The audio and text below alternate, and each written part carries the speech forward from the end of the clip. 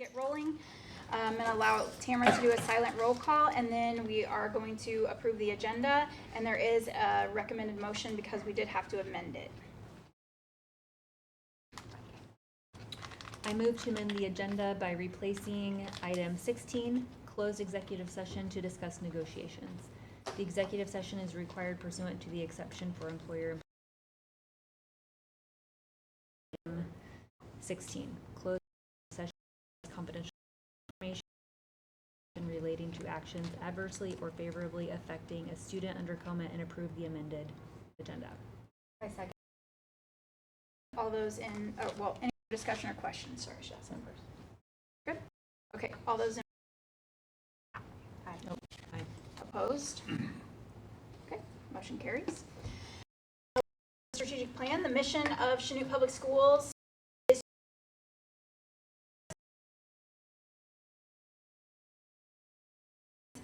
empowers and inspires students to reach their full potential.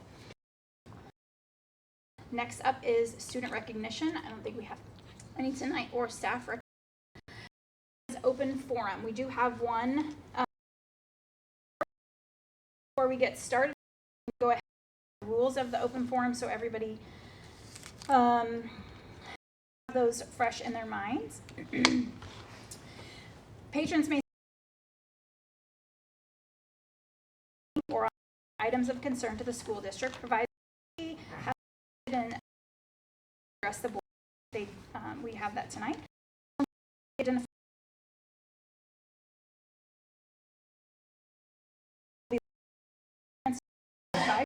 Patrons may not defer their time to another patron. Will be limited to a cumulative of time period by in the 6 determine the allocation each. Allegations or complaints against individual employees or students will not be allowed at an open public meeting, and public communications shall be respectful. Complaints about individual employees will be referred to the superintendent for investigation and resolution. Failure to observe the requirements of the policy may result in loss of the privilege to address the board. Any questions for anyone else tonight? I don't know if everybody read their emails. Just a reminder to everyone involved, the board does not, it's board policy that we do not reply to public open comment, because it would be an individual person's opinion or response and not a response of the board. So that is just kind of just a board policy and how we operate. So don't take it personal if nobody replies to you. Thank you for coming tonight. Amanda Alonzo, you have 5 minutes. I'll let Tamara start the timer. Thank you for your time. As an introduction, my name is Amanda Alonzo. I have 4 children currently in USD 413. I've worked in education and healthcare for over 20 years and in mental health for the past 5 years. So I'd like to address my concern regarding the failure of the board to enforce the handbook policy that states, and I quote from it, "When a controversial subject arises in the classroom, teachers may use the opportunity to teach about the controversy. Teachers shall ensure that various positions concerning any controversial subject are presented and that students have the opportunity to freely discuss the topic." End quote. It'd be important to highlight 2 quotes: the opportunity to teach, as well as ensure that position.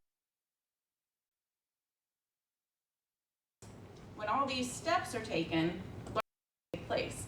And the rationale for this is to ensure a safe environment for students to learn and to demonstrate to them how to peacefully and respectfully disagree, which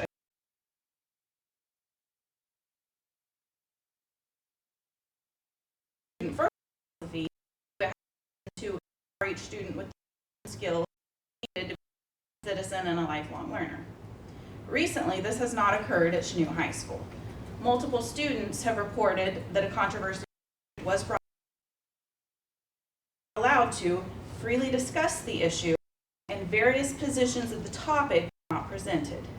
This directly relates the fact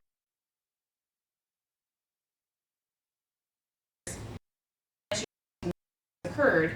It has always been the guidance of the administration to follow the handbook and follow the policy. It's there for a reason, and not following it leads to bigger issues down the road. Therefore, it's baffling to me that the board failed to enforce the faculty handbook policy presented with multiple students. You've put the emotional and physical safety of students at risk. It cannot occur. So can you imagine the fear of these students and the anxiety that they feel going into a classroom when they reported an issue regarding a teacher? Are they going to be ridiculed? Are they going to suffer? They like to report their issues because they heard the first time. So I think it's safe to say that no learning will be taking place. Their safety is at risk in a world where every other incident of gun violence. Tariff may have the teacher's comments regarding the assassination of Charlie Kirk and take that as permission to act in the same way if they have a differing opinion with someone. I urge you to reconsider to enforce the handbook, which has put our entire student at risk.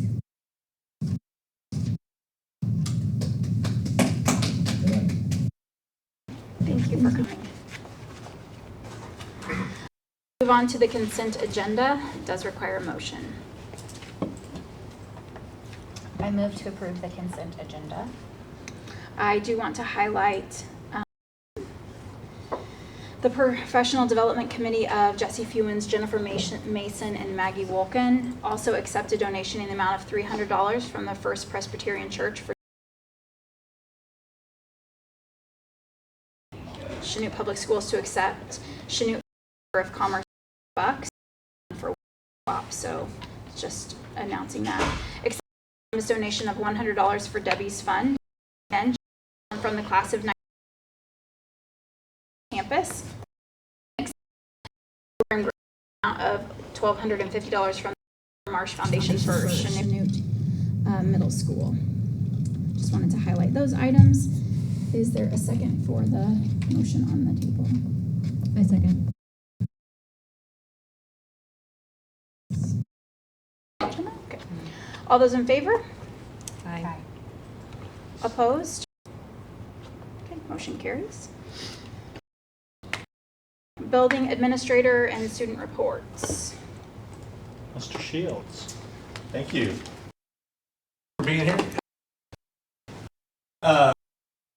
Here tonight, present with our students. So I have 7th grader who Emma Catterson. Emma is also our STUCO president, and then I have 6th grader Jace Kehoe. So they're going to kind of help me to tell you a little bit about what's going on at Chanute Middle School with behavior. So this is our first year. Just a quick overview. I know this is not something that is new that you guys have probably heard a lot of. I believe the Chanute High School is in their second year of implementation. We actually started doing our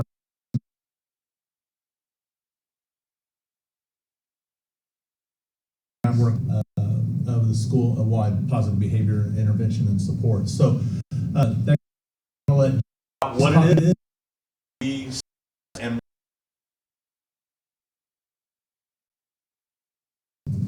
So, how we define how we CMS motivated.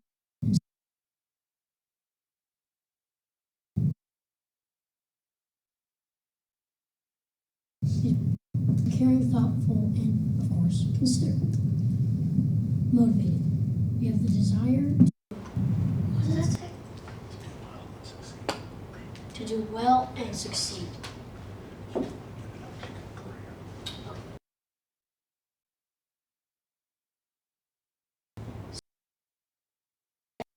Physical, emotional well-being of ourselves and others. Be aware, careful, and secure. Well, being considerate to me is being kind. And yeah, being motivated is, well, motivating yourself to do your best. Your best. Being safe, basically that first line, and basically everything that says it. is there anything specific that you like or would like to, or would change about PBIS at Chanute Middle School? No. Thank you. So next up is Emma Catterson. She's going to talk to you about, so that is our building-wide, kind of what it looks like for us, a building-wide, and what we're trying to reinforce and teach expectations. But each location, we have different locations, we have hallways, we have what it looks like in the community, what it looks like at games, what those things, being considerate, motivated, and safe looks like at lunch. So just one example, we could go, we're not going to go through them all, so Emma's going to talk about what that kind of looks like in the classroom. So. In the classroom, considerate means your head up and eyes on the speaker. You're following directions. You're using kind words and actions, and you're using supplies as directed. And in the classroom, being motivated means being on time, doing your personal best, being prepared with supplies and materials. Participate and stay on task. Ask for help when needed. Keep phone in locker. Safe means if you see something, say something. Keep hands, feet, and objects to self. Walk and keep area clean. Excellent. So then, Emma, talk to you a little bit about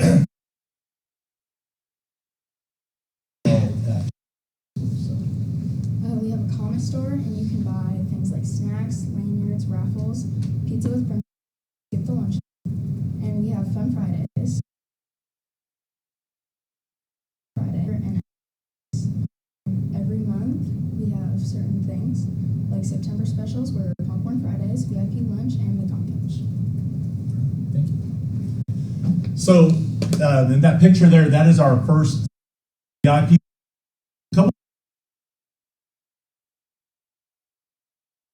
We have our comic Thursday during lunch, and kids can come in and they can buy snacks, or they can buy lanyards, ID for the raffle.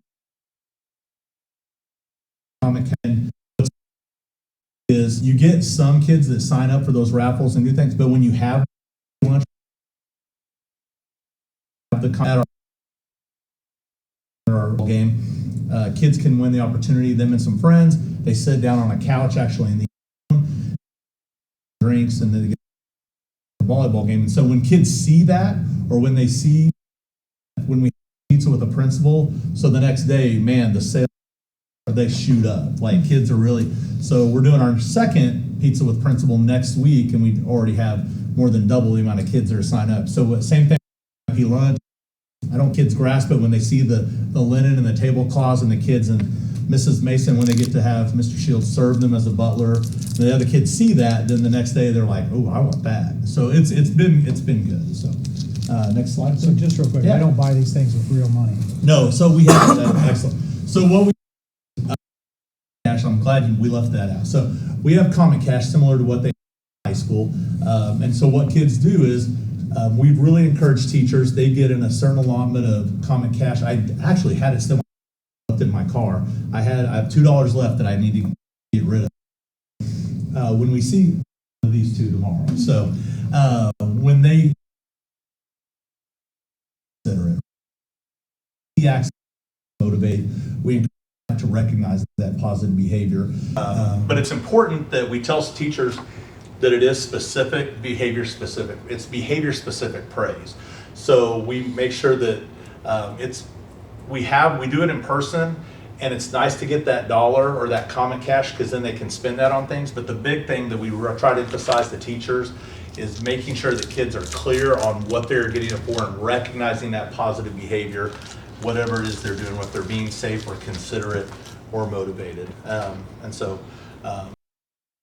thing I get with teachers is, even if you don't, you're not going to be able to maybe give a common cash every, but you can always give that behavior space. And really, it's just been a mindset for our staff of you see what you look for. And so seeing the positives and accentuating that, because it's really easy just in society, whether social media or the news, it's easy to focus on negatives. And so I think we just human nature. And so we're trying to take that mind shift to really just focus on positives.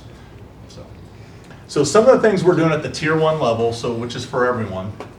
Our tier 1 team, they met this morning, and then they met a couple weeks ago. And so we've established 3 outcomes or goals that were set for this school year. And the first outcome is, in this May in 2026, Chanute Middle School will score a 90%, which is 27 out of 30 or higher on the tiered fidelity inventory system.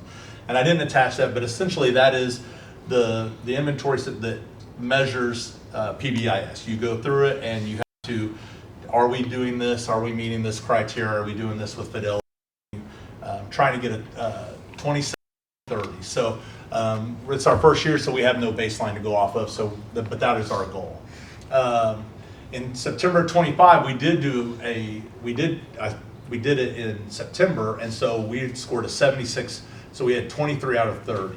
So some of the things by the end of the first semester, Tier 1 team will document a system to communicate Tier 1 practices to students, families, and community members.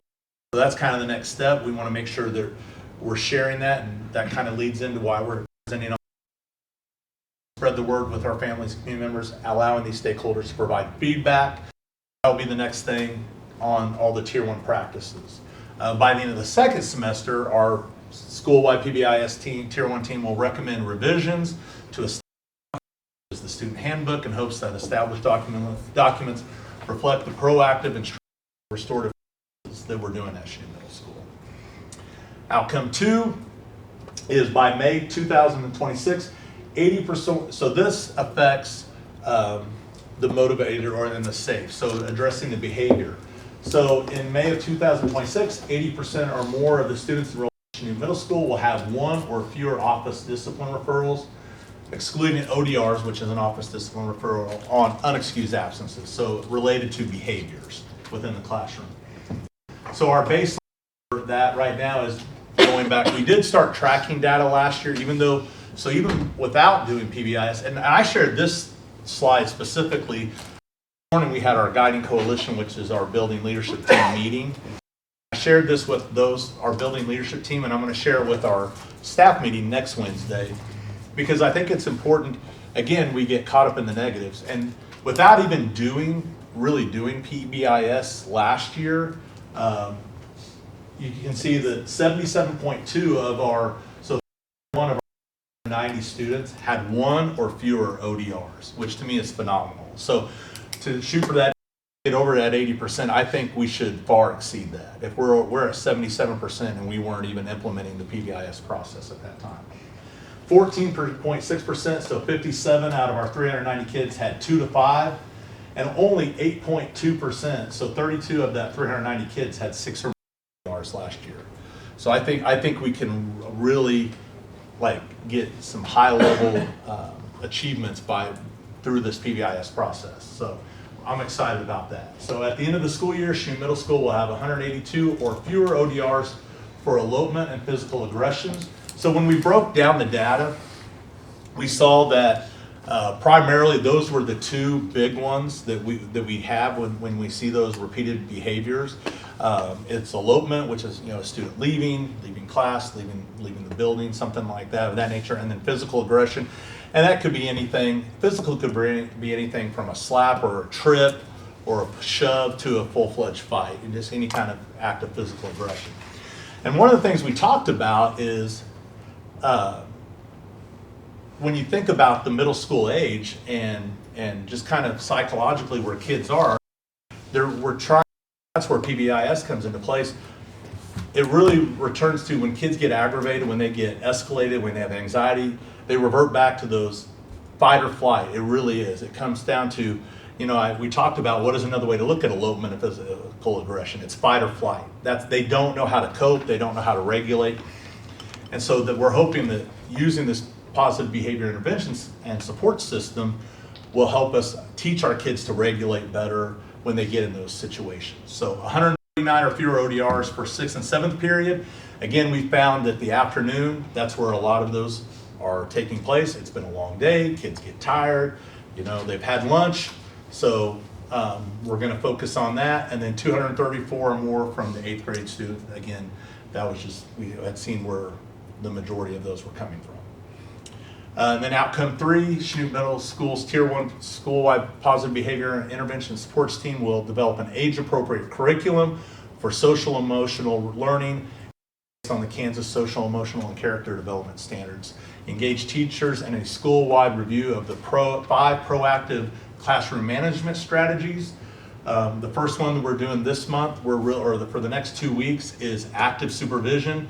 We're really just focusing and encouraging teachers to have that. They already do a good job, but it's nice, again, we can all do better. And so just that supervision, moving around, engaging with students, and not sitting behind the desk. And so that's kind of our challenge. That's what we're focusing on right now. Acting out cycle and de-escalation techniques and the 4 functions of human behavior. So again, developing that curriculum to help our teachers, and then we're going to commit 1 day a week. Like right now, we're doing it every other Friday. Emma talked about the fun Fridays, so on the other Fridays, that's what we're doing. We're teaching these lessons to our students. We're going over these so that they are learning those skills. And then finally, so what comes next? So that's really what we're doing at the tier 1 level. So all students are getting those lessons. All students are having access to those rewards. All students are getting access to those lessons. So the next thing up that we're starting now is our tier 2 support. So focusing on, say, that 32%, or not, sorry, that 8%, those 32 kids. And we're focusing on 2 different things. We're looking at behaviors, and then we're looking at attendance. So chronic absenteeism that we're tracking hard this year and trying to address. So one of the things that we're doing is our check-in, check-out. What that does is we have identified those kids that fall into that 8%, and they meet with a designated staff member daily for a positive check-in at the beginning of each day and at the end of each day to set behavioral goals, and then they get feedback, and so they carry a sheet and they get checks and they get notes from their teachers, and then they meet with that staff member. Secretaries have jumped in, or it could be a librarian, could be a teacher, and they just meet with that kid, somebody that has a connection to that kid, and we're just trying to just set goals and just remind them and have a good positive day. And attendance groups, we're doing the same thing, but really the first thing that we did is we looked at our kids that are already kind of at that chronic absentee. They're already over 10% missed of the school year, and we looked at last year's data as well. And so we made a tier 2 group and then really try to focus on why those kids are missing. And it really comes down to 4 different things. Aversion, do they have negative feelings about school itself? Do they feel like there's bullying or strained relationships or anxiety? Or is it disengagement, just a disconnect from the academic and social life of school? Is it a misconception, false belief, lack of understanding why school is important? Some kids, they come from family, they don't deal if they don't. And so just address that and have those check out kids. And then some kids, it's barriers. Some kids have external factors, difficult school, even if they want to.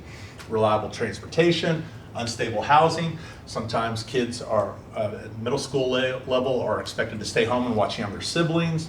So there are external factors. So really what we've done is just try to look at those kids and assess. And we don't know. Part of it is guessing, taking an estimated guess. Why is it these kids are missing? And then we can have those more specific interventions with those kids that addresses their individual needs that they're not getting at the tier 1 level. So that's kind of where we're starting into now, and that's what's next for us. So we're very excited about it. I think it's been a great start to the year, and we're excited where we're going. So thank you.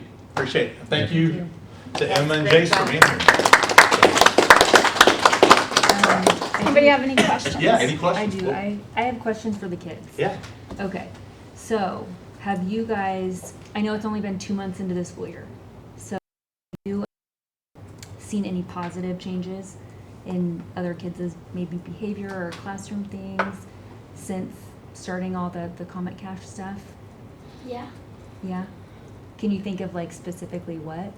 It's okay if you can't, because that's kind of I didn't give you any warning. Don't name names. Yeah, don't name names. Yeah.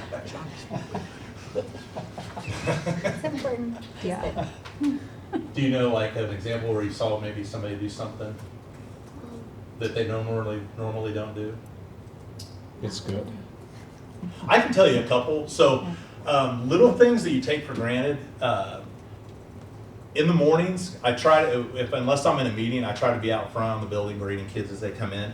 And I see kids, different kids, not always the same kid, just little things that you didn't see as much in the past, holding doors for others as they come in and enter the building, picking up trash, stopping to help someone when they drop their belongings in the hallway, where in the past you might have expected kids stop and help others.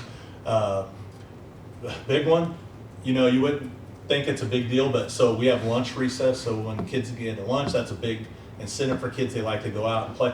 So in the past, it would be, it's time to go in, man, it could be, 10 more shots. I got to get one more shot. And now I see kids going out of their way.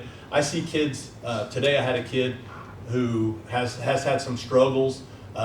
Somehow a ball got kicked over the fence and was left, and I know for a fact this student wasn't the one that was playing with the ball. And they said, "Hey, Mr. Shields, is it okay if I go get that ball that's over in the parking lot?" And I said, "Absolutely."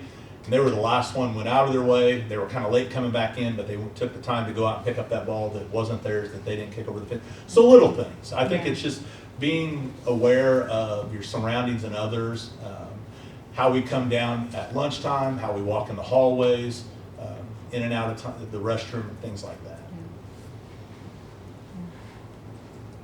Awesome. I like that it's different, because it's easy to, I guess I'm getting older, right? Yep. I'm feeling a lot older, but it's, as you get older, you're like, well, that's not what we did, right? And so it's easy to kind of get in that mindset, and it's hard to understand that things are different now. So I certainly like that we're trying something different. I was kind of giggling myself because I saw the pizza with the principal, and I was like, man, if I could transport my 7th grade, and I went home and told my parents that I had to eat lunch with the principal, boy, I would be in trouble, Yeah. So I don't know. I hope it goes well. I like the fact that we're trying, different things and really getting into it. So For the record, as much as credit I'd like to take, I think it's probably a little bit more about the pizza than the principal. Yeah, So I figured. I'd like to take credit, but I think figured. it's more about the pizza than. I heard the VIP lunch was quite a hit. I think so. The, I think the it girls was. really loved that. They loved it, and they, again, I think it's when the other kids see it. yeah. Yeah. Of course. Sorry, I'm not a kid or anything, but he has an older brother who the last 2 years, he's in 8th grade now, always talked about how loud everybody was and how people were bullying and he didn't want to go to school. He even talked about maybe transferring this year. I've noticed a huge, sorry, I'm getting nervous. That's I've okay. noticed a huge difference in his attitude at school.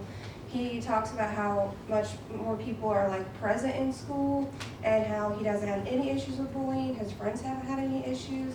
And I think this is a big, people forget how important it is to focus on kids' emotional needs, because my son, all of them, are very emotional kids, and they see issues with their friends and even people they don't know, and it affects their day.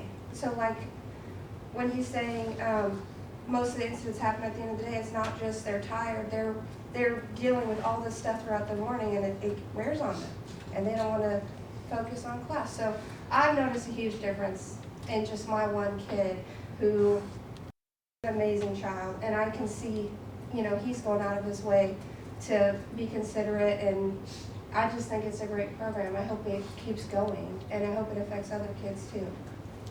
Yeah. Thank you. There's no- Thank I you mean, for that's that. why I brought him, because I was like, this is a great thing to be supported. Thank you.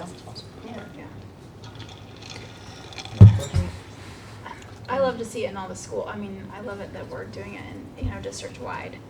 So, I think it was a real eye opener for our staff going through last year, and it's like anything else. Some of these behaviors and expectations to kids, we assume well, they should know. It's human nature to assume that, and they don't.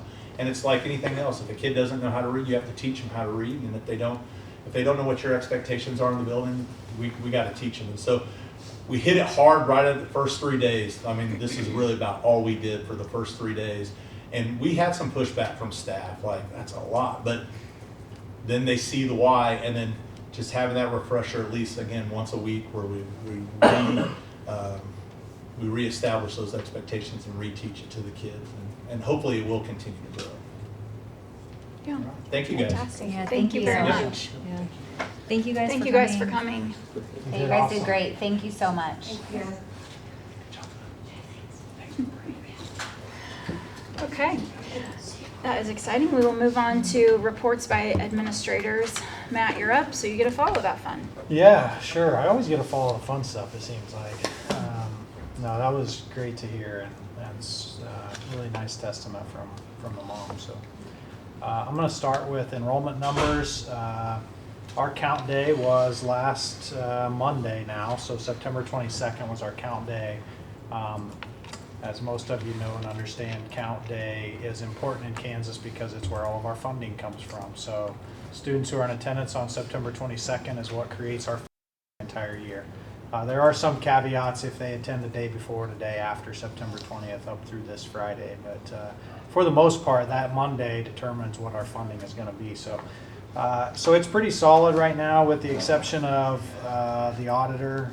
Once the auditor comes through, then they will verify all of these numbers. But these were our September 20th numbers from 2025. So if you remember, we had a projection of what was going to happen this year, and then we have reality. Yes, we're +1 student from what we projected. At the middle school, we're -7, and at the high school, we're +17. Overall, we're about +13 students, K-12, in our system right now. And then PK kids, or preschool kids, we have about 140 preschool kids, but 101 of them are on an IEP or considered at risk. So preschool funding is determined by either if they're at risk or on an IEP. So out of those 101 kids, we will get 50.5 FTE funding for that. So we projected we'd be at about 16-15 this year, and as of Monday, we were at 16-15.5. So We couldn't have got that half. no, so it was. We actually ended up pretty close. I'm not exactly sure how we ended up How that do those close. kindergarten at-risk and IEP numbers compare to previous years? Do you know off the top of your head? Yeah, this 50.5 over the last couple of years, that's up 10. That's Okay. 10 It higher than seems it's been high. the last 2 years. That seems, is that because, do you feel like we are getting the word out that we have the program available? Or do you think potentially it's a little bit more of a few more kids have been, a higher percentage has been being identified? Or maybe. Yeah, I which is think, fine. I think this 140 number is pretty high for the beginning of the year. I think Okay. we've ended most years around 140 to 150. Okay. By the time we take the birth to 3 kiddos in throughout the year. So I think it's a little high, but I actually think more of them are identified, because I don't think, it's not that much higher than what we would have been at this time last year. Okay. So, That seems high to me, so yeah. I wondered. We've been right around 40 every year that I can remember doing this count. Yeah. Is right around 40, so that is +10. Now this doesn't match exactly with what will end up on our budget, nor what will end up on our superintendent report, because remember, funding is based on either last year's number or this year, whichever is higher. So by the time we flesh that all out, that will tell us. Did you have something to add? I was just to say, just a reminder, we did add another teacher to do the full day program, so that Oh, added another opportunity yes. for our 4-year-olds. Yeah. Okay. As Good well, point. so, So your enrollment is up Mhm. too, which is, Yep. so. Well, and we're just a few years in of like pushing hard that we're doing 3 and 4-year-old preschool. Like, Yeah, there still So are it's like people in catching town that on. believe that the preschool is still for students who have IEPs. Yeah. And of those IEPs, I should have wrote it on here. Of these 101 kids, do you remember how many of them have IEPs? It's 26. 26. So Okay. there's 75 this other stuff, kids who are at risk there that are don't have an IEP. Okay. But all funding for preschool comes from that number. So if out of these other 39 kids that we have, we're just providing preschool with them with no funding no fun. coming to us from Right. anyone else. That's just a choice we've made. Questions about enrollment? So it should be pretty close to what we budgeted, I guess, is the bottom line there. No surprises either way. Second thing, capital outlay from the county. Been in discussions with county commissioner as well as the appraiser and the county clerk. They found a mistake in their software. Their software has not been, it's been collecting it, but it's been paying it back to people instead of paying it to us for capital outlay related to the neighborhood revitalization plan. So much like the industrial revenue bonds, through the NRP, you don't get to abate the capital outlay taxes. You still have to pay those.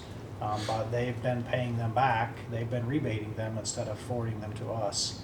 So we're going to get a 3-year look back check from the county after their next county commission meeting, assuming they all approve that. But they found the error. I've been asking them about it for 2 years of how our capital outlay valuation is not more than are all their funds. And so they said they had it marked in the system, it wasn't working. And so they've got new people, and the new people looked at it and said something's wrong here, and so they found it. So that's a pretty healthy amount of money there. Then as well, they also got it reversed. They also got payment from Horizon for the industrial revenue bond capital outlay bill rate that they did not collect. So that they've received that. I don't believe that they've dispersed that to us yet, but that one's about $34,000. So both of those will go straight into capital outlay. That's where they should have went originally, and so that's where they will go back into. Do we have a checks and balances long term to make sure that a new person, this doesn't like, do we have it on our list, a life plan to like just check back in and like at some point, 10 years, 15 years, you retire? Yeah, I mean, I think every like, year we should know, what is and is not. I mean, we don't know how much neighborhood revitalization. We could find it out probably. But really, there's kind of a checks and balance when you get the valuation estimate that, the general fund estimate, I'm gonna make up numbers because I don't remember. So let's just say the 70. Then the all other funds was like 96 million. The capital outlay fund was like 104 million, which should be true as long as we have NRP and we have industrial revenue bonds. The capital outlay valuation should always be higher. Right.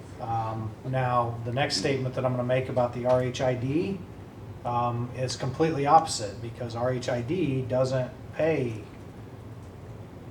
capital outlay or bond and interest, but they do have to pay general fund. So the state gets their money, local does not. So if that were to go through, then that would throw that a little bit out of whack again. Sure. But there is kind of a natural checks and balance that when you have industrial revenue bonds and neighborhood revitalization, your capital outlay valuation should be more than your all other funds. Okay. So that's how I caught it initially a couple of years ago, saying I think there's something wrong here, because it wouldn't be possible that we have the same number in both of those funds. The RHID that I mentioned, I know I've sent it to you a couple of times in email, but the county protested that through the state, and so they're having a work session on with all they're inviting all taxing entities to that work session. So obviously it will be a commission meeting work session to answer questions if they have questions about what the potential impact is for it. We can't really predict this for us, but we can talk about how it gets calculated to what, unless given in we will remain neutral on this topic, because we don't want to get in the way of housing, and in some way not getting now, so you wouldn't get them then. But there is potentially a little negative impact on the district if the funding formula doesn't change. But for us, even if the funding formula changes, then that throws it all out of whack again. So really hard to. When is the meeting? Tuesday at 1 o'clock. At what? 1 o'clock. 1 o'clock. In Erie. Some good news, the FFA building was delivered today, and a good portion of the red iron was up before they left today. Like beams and 4, whatever you call them, roof joist thingies. So it's making good progress. They think they will have the red iron complete within 4 days. So we'll see how that goes. Long Range Facilities Committee meeting last Wednesday was fantastic. We had 38 out of 41 people show up, which is just a tremendous show, I think. Way more than I thought there would be, for sure. Yeah. Yeah, it's great. We have added a few people to this week. There's also some people that can't come this week because of, or this next week. Because of commitments, and but the next meeting on the 8th, followed by the last meeting on the 22nd. So a really good discussion, a great turnout, and really good discussion, I felt like. Then the last thing for me, next week, we're going to start, next week we're going to record, who knows when we'll out, but next week's going to start our School Matters podcast. So we are going to start a podcast. Caleb has asked me to start a podcast. So it'll be School Matters with the superintendent. So at this point in time, when any of you board members want to be on a School Matters podcast, you're invited. Welcome to have any topic you want. Is it live or does it get edited? It will be edited. Well, I don't know it'll be edited, but it will not be live. How's that? But the first one we're going to Tuesday. It's going to be Mr. Applegate and myself. So we'll see how that goes. Caleb and I talked today. I think it's going to be weekly to start, and then we may move it to every other week. So we'll see how the viewership and how the content goes. So the distribution's just to the public? Or anything like that? Any interaction with public? Or? No. There is one on the schedule where Caleb is proposing that we invite a public or somebody in to have a conversation. But no, it won't be a live interaction. Not yet anyway. Who knows? Maybe. Yeah, I don't know that Mr. Applegate thought it was fun when he saw it on the phone today. But, I'm trying to think of my disc jockey name that I'm going to go with. I like it. So, but yeah, I think this is fantastic. So School Matters, and it's all going to be about, just about our school and our district and why school matters here in Chanute. So just another way for us to try to improve our communication with our community. So Is this something that you've seen at other districts and any? No, not necessarily at other districts. I mean, obviously podcasts are pretty popular in some way for some people, and it's we tried it a few years ago to try to start something kind of like this, and it fizzled off. And so when Caleb brought it to me this year, I said, I'm willing to do it, but we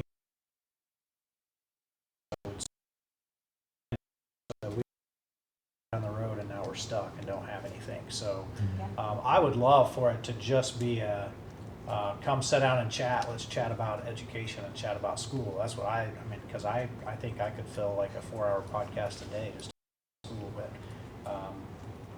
But yeah, so I just think it'll be a fun thing. I think it'll bring out a lot of stuff about our district that probably never gets out because you just don't have those type of conversations naturally. I don't know if go ahead. suggestions are helpful, but maybe an interim of having people come in is they can propose topics like, hey, could you talk about school matters for this or that, and then you get to filter, right? Yep. And guests would be fun. And guests would be very fun. We did talk about like having a forum out there just for anybody to say, hey, what do you want to know? Obviously, filter. What do you know and things like that. So. A good way to get all of the really awesome things that everyone is doing. Yeah. Because, like, even some of the high school parents, we have no idea what's going on in kindergarten, and that would be a really great way to do that. KSB has a podcast where they go around the entire state and just find districts that are doing really cool things, and that's been really, really fun to listen to, and just about how she is successful in that community. So I think this would be really great. I think it'll be fun when we have a preschooler on there. Yeah. Oh yeah. As our guest. I That'd be would love cute. that so much. I don't know. Episode 9. That'd be the highest. What do you like about Of course, they're stealing some from the Kelsey brothers. There you go. Sounds fun. Yeah. Yeah, so that's all I, upcoming dates of interest, sorry. I'm almost just some dates of interest upcoming. Homecoming is Friday night. It's also going to be senior night.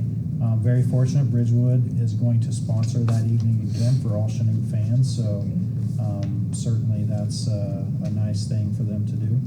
The 10th is the end of our first quarter already, so we're 1 week away from Friday, the end of our first quarter. Parent-teacher conferences will follow that the next week.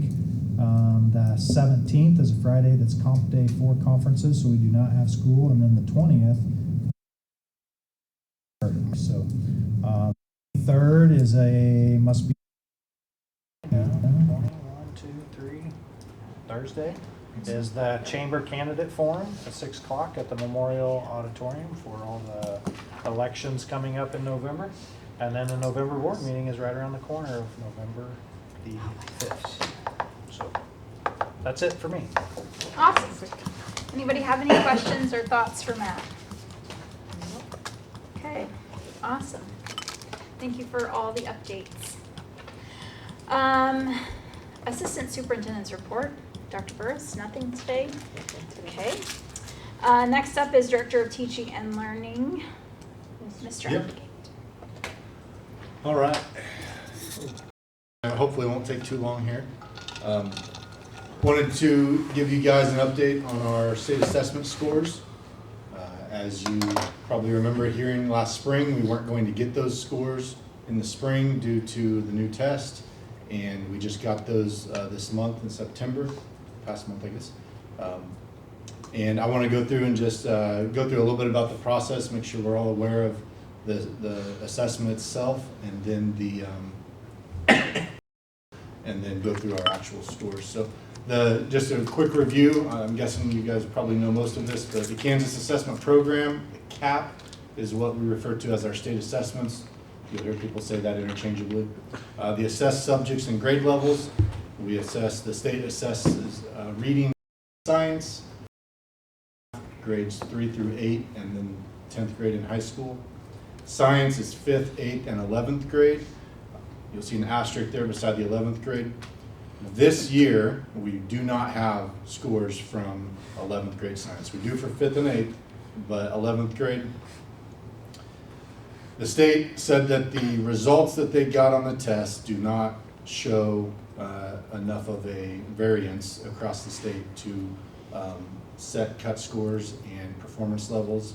They said the test was not valid. It did not do a good enough job of showing the results. So there will be no results from that. They're going back to the drawing board, and they will have that reevaluated and ready to go for this coming spring. So there will be no 11th grade science scores. The format itself, and stop me if you have any questions anytime, obviously at the end, any time coming through here. The assessment format, you'll hear the term KITE from your students, or the KITE portal, and that is that's the program that we actually use, the state uses to administer the tests. That is created, upkept, serviced by the University of Kansas and their assessment program. So that is from KU, and that is called KITE. It is a digital test. We give it on our Chromebooks. Each test, so math, reading, science, takes 2 days. There's 2 sections of it. We give it over the course of 2 days.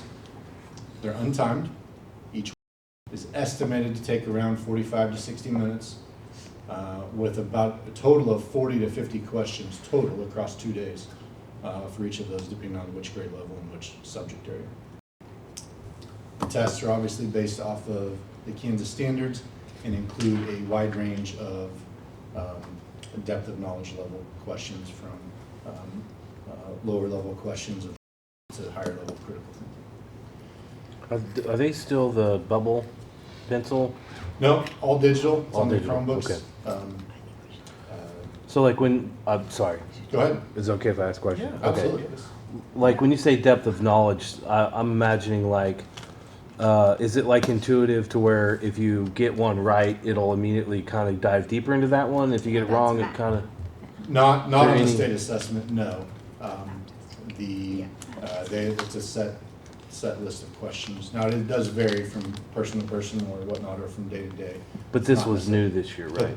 Yes, this one was new, but it's not a Didn't That's the change. word I'm looking for there. It's not an adaptive, it's not an adaptive test, I no. was thinking They reactive. they do say, they have said over and over that every question on the assessment is at the grade level that the kid is taking the assessment. So the only standards tested in third grade are third grade standards. But some of them are tested at a level that your understanding has to fit that advanced category, you know, how they call it advanced. Like you have a limited ability to do it, a basic ability to do it. And so the critical thinking or The depth of knowledge is. yeah, I mean, just, yeah. When I say that, I'm referring to either Complexity. more simple recall type questions versus more, I've got to analyze and interpret Gotcha. things. So they try and have a wide range there. So, It's really based on complexity, so a very non-complex question all the way through a very complex question. That's how they separate the categories to the best of our understanding. So the words they used all of last year, they told us we couldn't call it a new test, but that's essentially what it was. Revised and enhanced is what they kept saying. It's not a new test, we've just revised it, we've enhanced it. They say it's all new questions, all new reading passages on the EL. Because of that, we didn't get the scores back in the spring because they had to go through what they call standard setting. Roughly 150 educators, teachers and administrators volunteered their time over the summer in June. There was a stipend, they didn't get paid for it. And they met in Topeka and went through looking at all of the scores and determining where to set those cut lines, those cut scores, as to determine the performance levels. That was done in June, and then the state board looked at that in July and August. I believe they approved it in August. Yes. And then it was given to, it was released to schools, some come back early in September. And that's where we are now. So, Are there still four yep, things? that would be next up. Just one thing, the reason they don't want us to call it a new test is they didn't change standards. So they're still based off of the same standards, ELA standards, math standards, Kansas State standards that the test was. They just redid all of the questions because they've been using questions for 7, 8 years. So from a test standpoint, you can't use the same questions forever, or everybody knows the questions that you're using eventually. That's what I was trying to Yeah. figure out. When I hear new test, Yeah. I'm thinking of all the possibilities. Turns out it's just really, the format's the same, everything's pretty well the same, just the New questions, yeah. So when a student takes the test, they get a raw score that's based on the points earned from correct answers. There's no penalty for missing a question, you just don't get the points. Because they use a variety of test versions across days throughout the test window and whatnot, they then convert those raw scores into what they call a scaled score so that it can be compared across the grade level, across the test. They do say that they don't want you to compare a third grade reading score of 525 to a fifth grade math score, a similar number, because it's not going to match up. So don't compare one to the other. Take that for what it's worth here in a minute, you'll see. But the CAP score, scaled score range is from 400 to 700. If you remember from years past, it was from 100 or from 200 to 400, and now it's 4 to 7. So comparing a score from this year to last year isn't going to look very good either. So it does divide it into the 4 performance levels that you're asking. Those haven't changed, levels 1, 2, 3, and 4.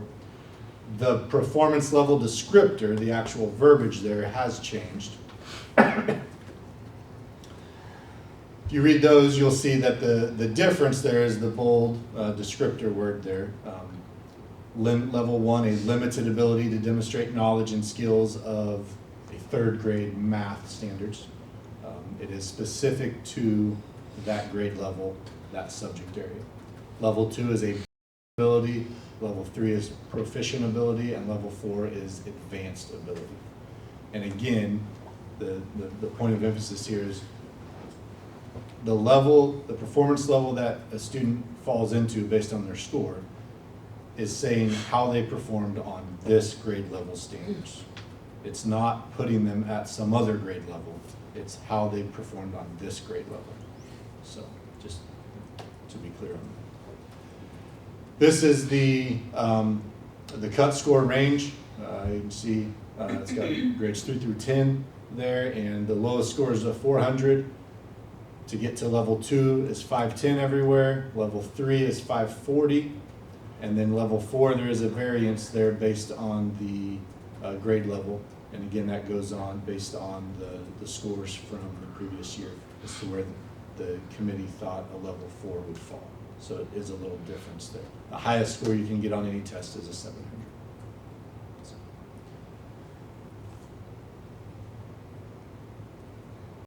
Math is fairly similar. Again, the level 4 will be just slightly different there. So that brings us to our...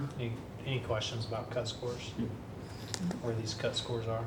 So a kid that scores a 512 is a level 2. To get a 540 would be at a level 3, so on and so forth.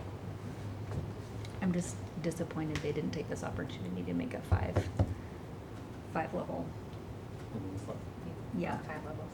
Yeah, it just would be a lot easier for all the reasons that we've discussed in the past, but whatever, I'll live with it. So this here is the summary for us, and this is an average, average for the district and average for the state performance. So the bar graphs there in a, there we go, 3rd grade, 4th grade, it's divvied up there.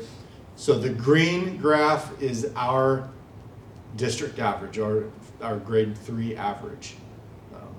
All of our 3rd grade scores averaged. The blue bar would be all of the 3rd graders in the state averaged. And you can see where we compare at each grade level. And this was reading, I believe, yes. Talking about for the last 2 years of what our goal has been. Our first goal is to get to average, right? So obviously we're not there yet, and Getting closer in some. in some we're getting They're in closer fifth. for sure. And remember, I tried to temper last year that we got this beautiful new program, and it's a great thing, and I still think it's a great thing, and it is making a difference. But I tried to caution everybody that, hey, you're probably not just going to see this big, like, and I think that played out to be true. I think you see a lot of these closer than what we've seen in the past. But obviously, we still have work to do as you look at this. And as with going on that there, with any new set of materials, with any new program, there is that learning curve, just like there is in any job. You know, teachers are still learning that. We're seeing that right now with our with CKLA at the English at the elementary level, and then math at the secondary level. So it's good, high quality materials. It's just it takes a while to get us there. So, yeah, so that was reading, and then scroll on down to math here. Same setup. The green is our average for that grade level, and the blue is the state average. This is our first year for the new math curriculum at the. First year at Right 6-12. now is our first year. 6-12, okay, implementing yes, this. right. And then Just started this August. Next year, Next this year- year we're evaluating for for the elementary. elementary, okay, that's what I thought, yeah. I'll be giving you an update on that next month, and we'll be bringing a recommendation in the spring sometime for elementary K-5 math. Any questions on these two screens? I've got a few more sets of data to show you. It's interesting to me which grades match the state average in both, like both 5th grade and 10th grade are at or above the state average for both. So you can, yeah, no, that absolutely is true. And some of these other screens, I think it'll show a little bit of that too. You know, when we get to the end of elementary, there's been definite increase, and a lot of times we're at that state average or higher. Yep.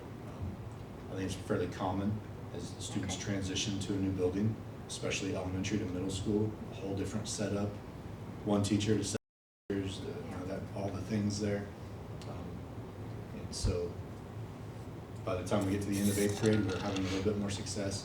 And what I do like to see, and we'll show here in a second, we get to the end of 10th grade, the end of their assessment cycle, we are hitting that state average fairly often. All right, so this, go ahead. I'm gonna make it a little smaller because I think it's gonna all go off the screen. I don't know why I did that. Oh, it's all there, okay. This one here needs a little explanation. So this is cohort comparison from the previous year. So I'll start with that 3rd grade level and just show it so it makes sense. If you look at those first 2 columns, level 1, 24 and 25, you're up there, you see a black cell and then that 32 in gray. The 32 is this year's percentage of students in the 3rd grade for us, for Chanute. This is Chanute data. 32% of 3rd grade students scored at a level 1 on the reading test. The black cell represents that this is the first year they took it and there's nothing to compare it to from previous years. So if you look at grade 4, that 59% is of our current 4th grade students, how they scored on the reading test in 3rd grade. It's the same set of students. And that 42 then in green is how many of them scored at a level 1 this year. Did I say that right? Mm-hmm. Okay. So you can see that we had a decrease in students that scored in level 1, so we improved in green. So all the greens are an improvement from the previous year. Levels 1 and 2, we're looking for this year's numbers to be smaller than the previous years. Levels 3 and 4, we're wanting those numbers to be bigger than the previous year. Have I explained that? Well, it took me a while to get around to make sure I was Level 3. What's that? Big jumps in level 3. Yes, we did. We had some big jumps in level 3. You would kind of expect, I think, some years, or in some cases, you would think that level 2, if you're seeing a bunch of improvement in level 1, you would think level 2 might not improve that much because you're moving kids from level 1 to level 2. But yes, we were able to move kids to out of level 2 into level 3 as well. So there are some big adjustments there. But the big thing I want to focus on here, you know, switching tests and things different and whatnot, level 1, no matter where we're at, no matter what the test is, no matter how things have changed, we would always say that level 1 is a place that we would want as few kids as possible. We would want them moving to the right on this, moving to another level. And so seeing that in almost every grade there, we have been able to, kids did better. We had less kids in level 1 than the previous year, I think is a good thing to celebrate. And again, this is percentage of kids that in that grade level. Level 4, similar, you know, we would always say we want as many kids in level 4 as we can, and I don't think it's going to change a lot from test to test.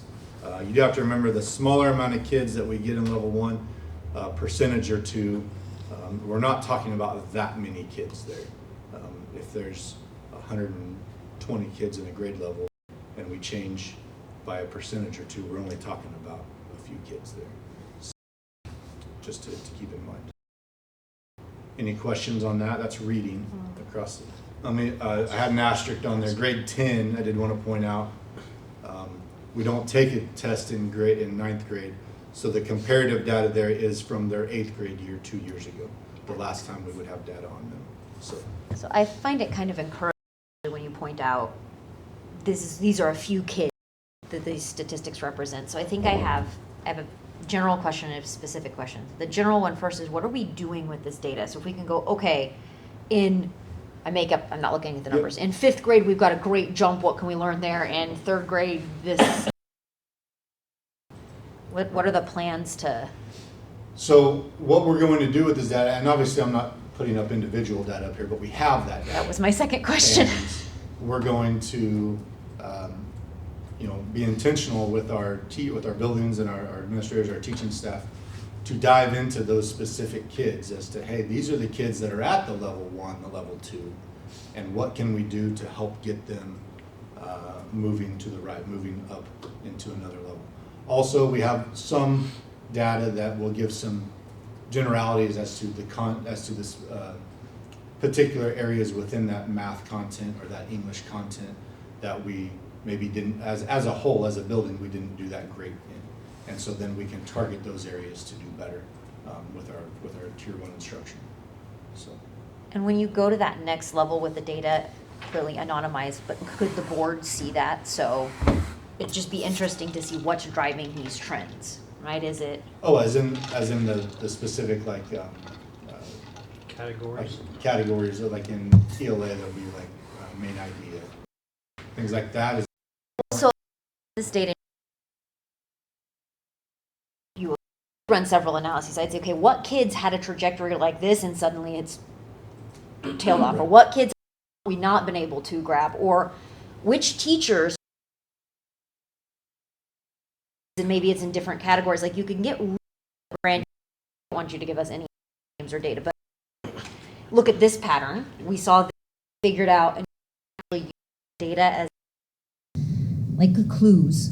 Yeah, that'll definitely be part of it. And we do, I mean, obviously when we look at when we have the individual students' data, we, tied to a teacher, we know what teacher they had. Yeah. So we can have those discussions, at the building level, and they're definitely going to look Well, at and that. do you do more of that with FastBridge? I was gonna say, does this And import to math. FastBridge and then that Because helps those us? are more testing throughout the year. Cumulative gives Yeah, and it information on tracks the data each in the kid cumulative. in the map testing in the high school, whereas this is 2 days, once a year. Correct. Yes, we utilize the more local assessments more routinely throughout the year. But obviously this is important data here as well. What we do with those is with the FastBridge and the map, yes, we look at those, we give that multiple times, and we will use that to help, in some cases, at high school level, determine what classes some kids go into. And we look at that numerous times throughout the year. The state assessment data, yes, we are going to be breaking that down. The teachers just got that earlier a couple of weeks ago, and we've got our October PD day coming up. That's going to be a point of emphasis, that and the November date, to really dive into that and make some decisions as to for instruction, also for some of those with interventions and whatnot. And what level of data do the teachers get on this? Because if I were a teacher, I can imagine, depending on, like I could get data that says, oh, my class is below state average. Or I could look at another level down. It says level 1 kids, and I move expert. So that's fantastic. So yeah, they'll get all of this, and they'll have a spreadsheet that has Johnny Smith scored this and this. They'll have it broken down by the individual student. And do parents get access to their kids' individual data? Yes, through the KITE parent portal. I asked that last year because I don't think I had ever known. Does anyone has heard of the KITE parent portal? No. I always So no. We will make a point to make sure that is communicated. Yes. Oh, I get the FastBridge ones, Yeah, but I don't get this. I don't think. Well, Yeah, they I- get their I got kids them down every year. in comparison to their peers. I would assume the kids you get the like at Did we least state and purchase Chanute. System that all the testing scores gets put into, and it's been. Yes, okay. So we have an actual database and a system that helps facilitate some of the information, digging, data mining, I guess. in Yeah, some so of it. typically in the past, you would have got a report on state assessments at the first parent-teacher conference. That's typically when they handed them out. Or if we got them back in time, sometimes they sent them home at the end of the year because we got them back early enough. This year, obviously, we didn't get them until 2 weeks. And part of that, It part does of break that, it down, like your kid did really great in this Yeah. area of math and Yeah. didn't do so great in this area. part of it, and they've changed some of that on the reporting this year. It doesn't look exactly the same as it used to. But part of the problem with state assessment, not problem, part of the obstacle with state assessment data is now that they've changed the cut scores and they've changed where the cut scores land. They're not just exactly comparable anymore. That's That was gonna be one. my next.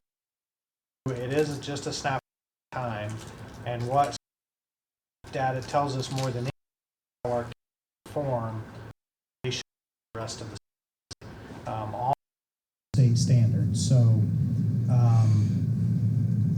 The interesting thing is, as I've looked at several of these, several of our grade levels actually say in every category of math that we scored better than 50% of the entire state. Like, you know, on this number in operations, we were at the 60, we scored better than the state. And on geometry, we scored better than 56%. And on, you know, whatever, so on and so forth. Every category, we're above 50% of the state, but we scored, our average is less than the state average. And it doesn't make sense to me. I mean, I know how it can work. I mean, I know how it can work from just a mathematical standpoint, but it doesn't make sense still that how do you outscore 60% of people and your average is less than their average, you know? It's important to remember it's a piece of data. It is not the data. It is a piece of data that should help us inform what we need to do, and it absolutely helps inform us that you know, when you look at this and you see 42% of kids are scoring in level 1, and we all can agree level 1 doesn't work, level 1's not good, it's just not going to work for our kids. It tells us that we're not getting to the rigor level that we need to in 4th grade as the one that I'm calling out. And then, you know, the other hard part about the state assessments is then you drop down and you look at 5th grade and you're like, well, we got all the way down to 18% of our kids, which seems really good, and it's the only one that's red. And, you know, so they're just not all equal. Like 5th grade test is not equal to 6th grade test, not equal to 7th grade test, and that's why it's really hard to compare them across the board. So it does give us good data, and it allows us to continue the conversations around, so what standards are we obviously not hitting at the level the state is asking us to, because if we were, we would be getting hopefully better state or better test results. You know, you could get to the point where 95% of our kids are reading at grade level, and we still may have 5% of kids. On everybody, like the standardized piece of it. So, you know, we don't want to put all of our eggs in this basket either, but I do want to clearly state to everybody, hey, we are not worse than state average. There is no average. And so to not be at state average means we haven't done the right work yet. And I do mean that yet. Because we know everybody's working hard. We know all of our teachers are working. So it's not a matter of hard work, it's a matter of the right work getting done and the right alignment happening. And so that's what we will continue to focus on, and that's what this data will continue to help us do. I think what's encouraging is at least I would be a lot more I don't know if concerned is right. I'd probably feel a little bit different if by grade 10 we still weren't caught up. But it seems like at some point where they're falling behind, at least by grade 10, we've seemed to have caught them back up. And so that's a positive. I feel like as you make the earlier grades go up, I think that'll, whatever grade level is catching them up in there between, you know, 10th and 9th or 8th or whatever, wherever they're getting caught up in, if we improve that influx in, it's only going to make them grow and probably maybe even have to work a little less hard, you know, catch them up. So yeah, and I think you're going to see that. I think you're going to see that in the graph here in a minute. Where it really does show that. Historically, it shows that as well, not just. And so this one here is the same setup just for math. A little bit more red in this one than the last one. No getting around that. Seeing quite a bit of improvement. So this one here, you should have seen this. This should look somewhat familiar to you, I guess. Yeah. Mm-hmm. I believe Dr. Wire created this a couple years ago and had shown it a few times. Little background on it. On the left-hand side is the graduation year, the class of, and then so going horizontally across, you see all of that classes as you go across there. If it is in green, it was it was above the state average. If it's orange, it was at the state average, and then red would be the below. The top cell in each column is highlighted in black. That's the current. That's the ones for this year. And those, we'll leave those there so that we know. Obviously, the numbers don't match up when we're talking about 500 numbers compared to 200 or 300 numbers. But if you, to Derek's point earlier, if you look toward the end, historically over the last 10 years of data that we have here, by the 10th grade, at the time, we've been at or above the state average. 8th grade was pretty solid there.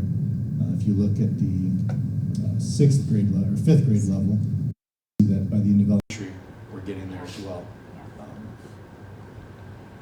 And so there's definitely improvement as we go, which obviously is what you want to see.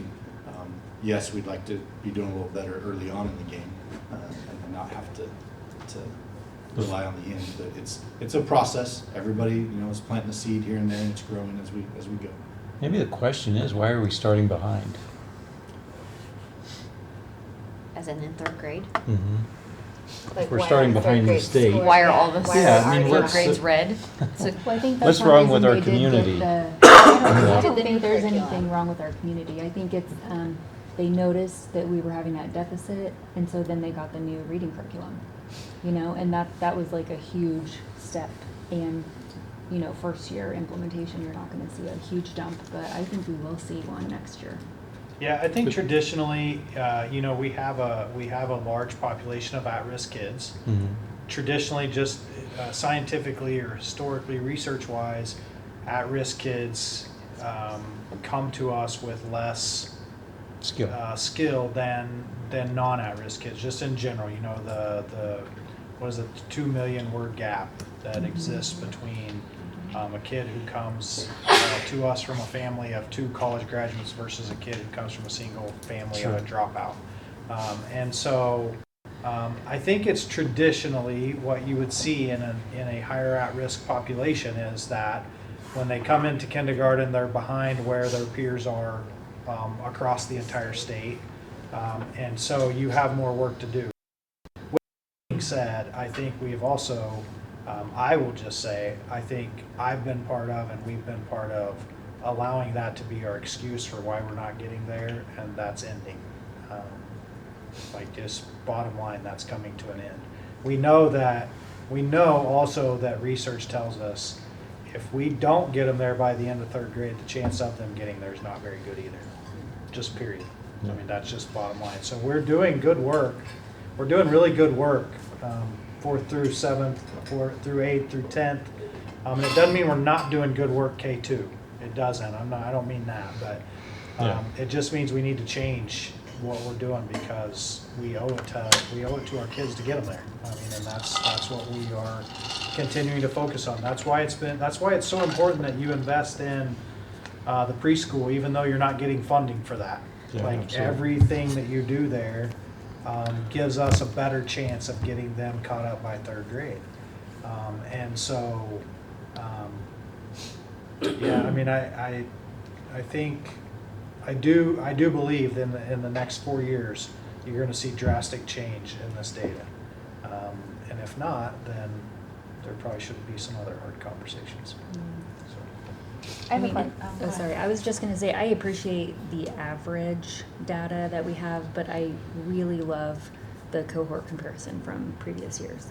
I feel like that gives us more information, last year we had 59% of kids in level 1, but now we have 42, and so you can see that we're making improvements, even though that doesn't show up on the average score. So that is encouraging to me as well. My question, I guess, would be, I thought about the idea that we have so many at-risk kids, and that just gives you an extra layer of factors. When we see, you see other districts with the same percentage of at-risk kids, are they scoring the same way we are? Is that I don't even know if you can look that up. Yeah, you can. I mean, you Takes a can little work to do it, but we can, Like we can do it. The building report cards. Yeah. Looking at those. I would typically say yes. I mean, Yeah, I'm I would pretty assume. familiar with Pittsburgh's data because Yeah. I was on their school improvement team at one point in time, and it almost mirrors our data. Reflects, okay. Yeah, of kids coming in and they really struggle to get them there by 3rd and 4th grade, and then by the end of elementary, you see some real jump and then a dip. And but again, I'll be very bold and say it's really just an excuse, though. I know, yeah, I mean, I agree. Because like the whole there's state has the same. so I started Yes. letters training yesterday at Girard or at Greenbush, and the very first chapter of the letters book is a part in there that says research has proven that all but 2 to 5% of kids can read at the end of 1st grade. 2 to 5% Or capable.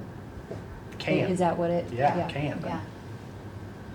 I hear you. I don't think it's an excuse. I just wondered if you were just gonna look at that piece, are we using it more of it as an excuse than other places with the same demographics? That as stops us? right now. Well, it's good, as it should. So No, I don't know. Because I agree, mean, I love the. I'm just saying an excuse because I've been part of it, by the way. Yeah. So I'm not blaming anybody else. I've been part of it. I've been in this It's district. something I was I a do principal at the Yeah. elementary school, right? So I'm just taking ownership of that. Like, we've allowed that to happen, and we've got to stop. Like, we've got to do what's right for our kids, and we've got to do whatever is needed for our kids to get them there by the end of 3rd grade. Because if we get them in 3rd grade, then you will see this effect that goes all the way through, because they will have the skills necessary to actually get what they need. So Yeah, that is interesting data that getting them there by 3rd grade is critical. yeah. And I think the board for a long time has really thought that it was super important to work on our birth to 3 and 4-year-old preschool program. It's why we've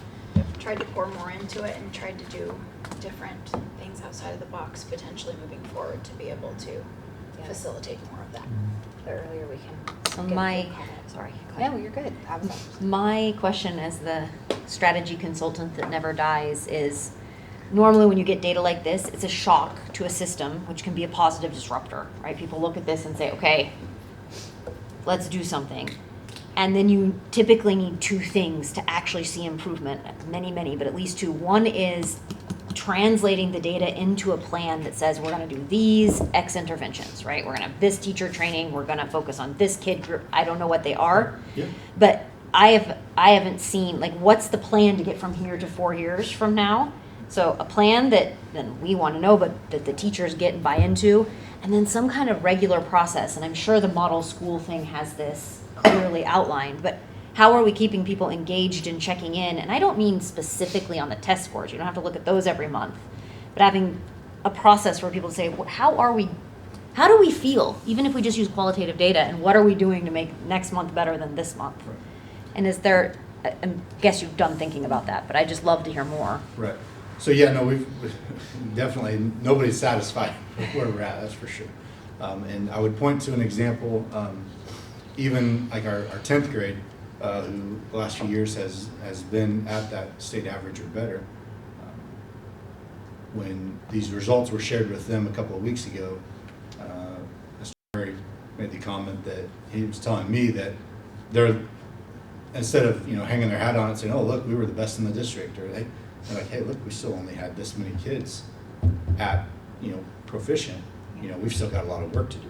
So the first thing is teachers seeing it for what it is. I say teachers, staff in general, seeing it for what it is, that hey, even in the areas where we may be higher, we still have a lot of work to do. So that's good, that recognition part for sure. But a few things that I would say are big steps that we are taking. It goes back to something we've already talked about a little bit, but the support from this board and the direction of our curriculum committee and looking at the high rigorous instructional materials.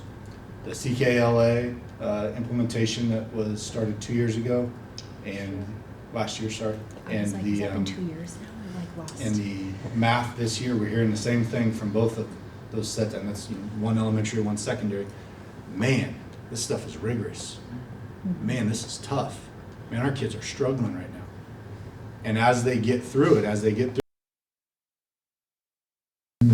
a unit, things start to get better for them. We're going to see some turnaround from that. I truly believe it's not going to be instantaneous, but it will get there. So in that, which we're looking at K-5 math right now to start using next school year. A little little bit of it. I think the investment in time and resources for PBIS, I think, can really pay big dividends here. We know that when students are struggling with behaviors, things that are keeping them from being successful, when we can get those turned around and going in the right direction, kids are successful in the classroom.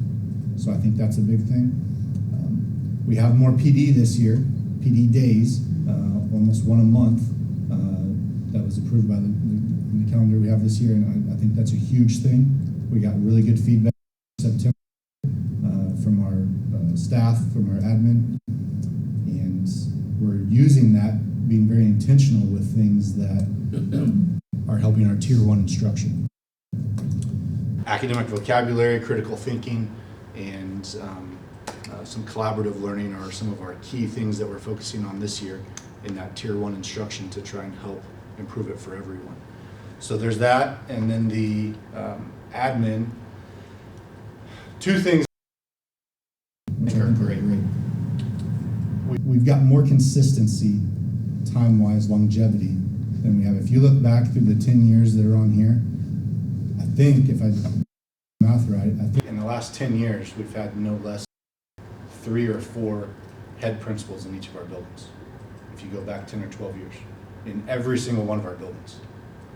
From someone who maybe had been there for a 10-year period, and then we entered this flux state where we just had turnover every few years.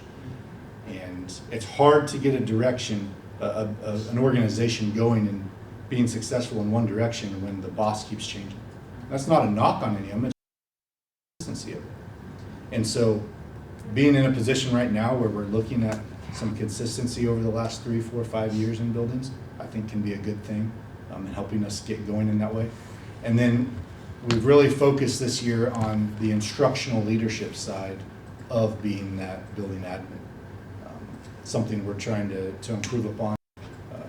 Weekly meetings with an admin team to discuss instructional matters is something that we've instituted this year, and it's had really good discussions and looking for some improvement in some key areas that we think will help shape that core instruction, that Tier 1 instruction, to then drive student achievement. Those are some of the things we're doing right now and this year.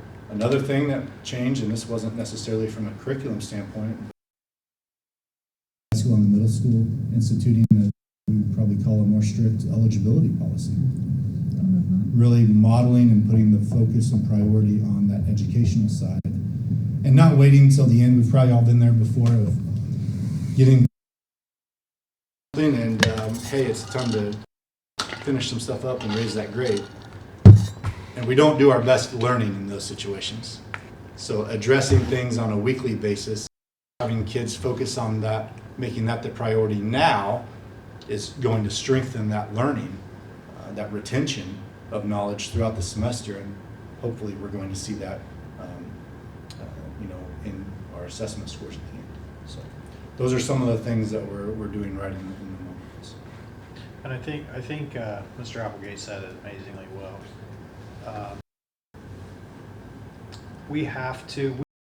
We can't intervene our way out of this. That's what I would tell you up front. We can't, intervention doesn't solve all of that red that we see up there. What solves that, or what changes that, is Tier 1 instruction. What changes that is what we do all day, not what we do in little moments of time.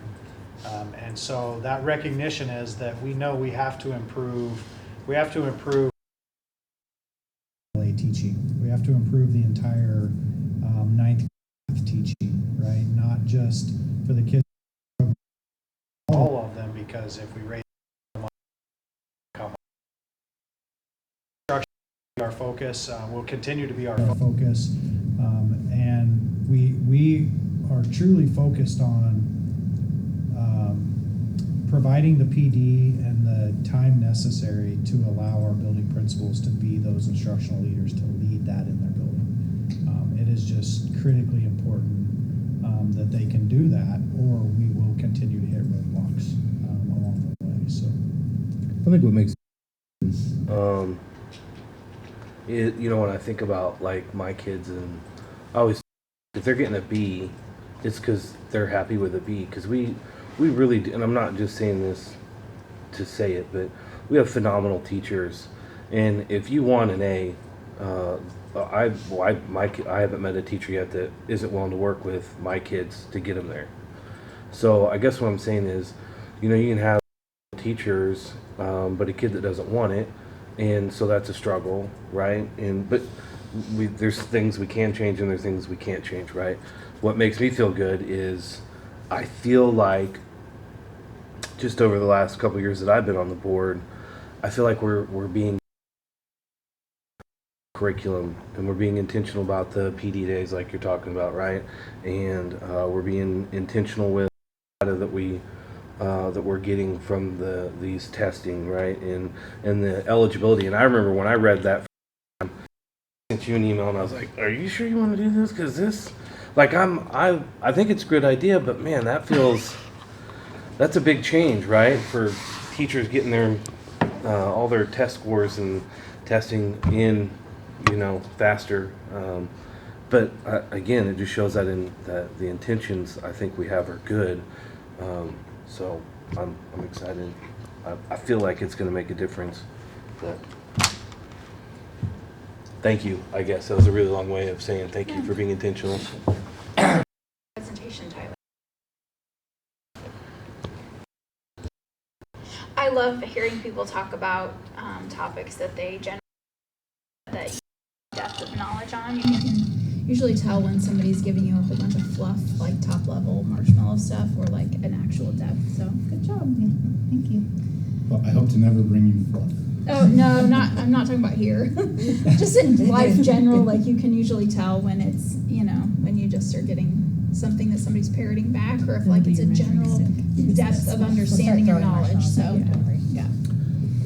I feel like Okay, go ahead. like am I the person in your life that gives you the balance? The other side of the fluff? No. Thanks for offering, but no. I got another way. Okay. Anything else for Tyler?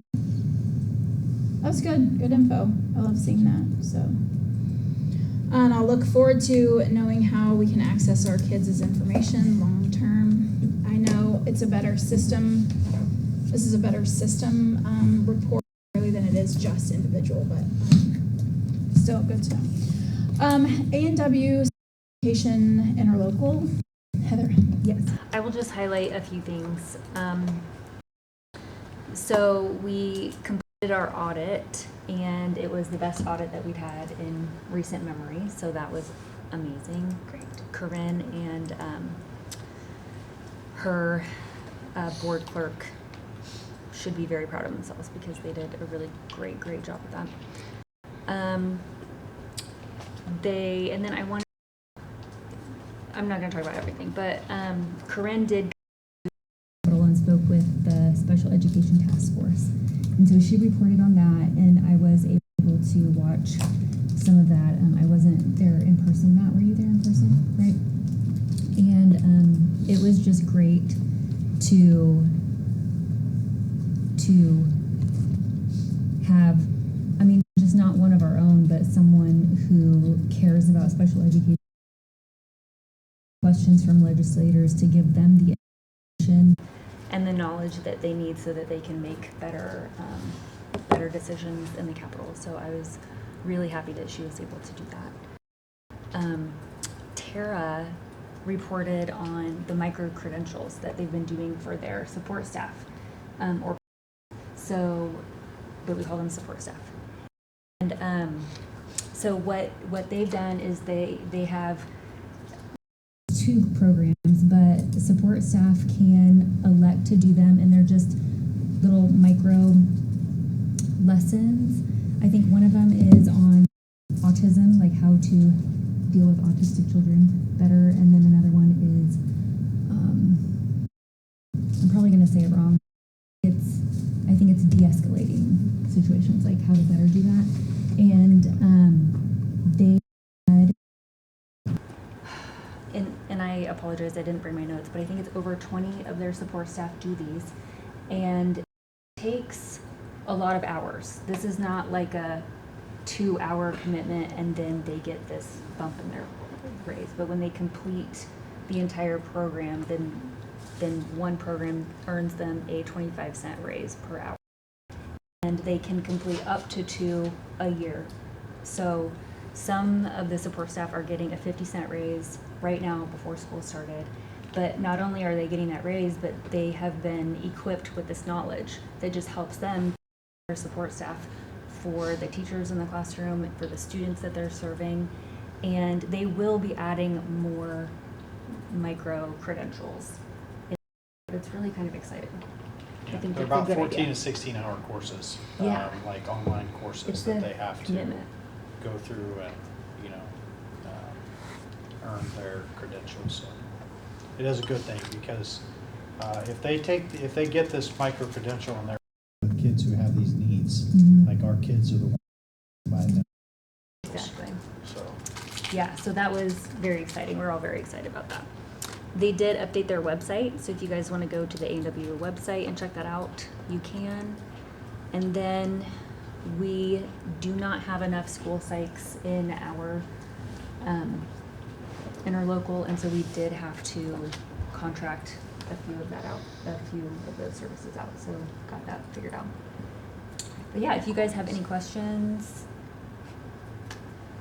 at any time, you don't have to wait for this meeting to ask me. So.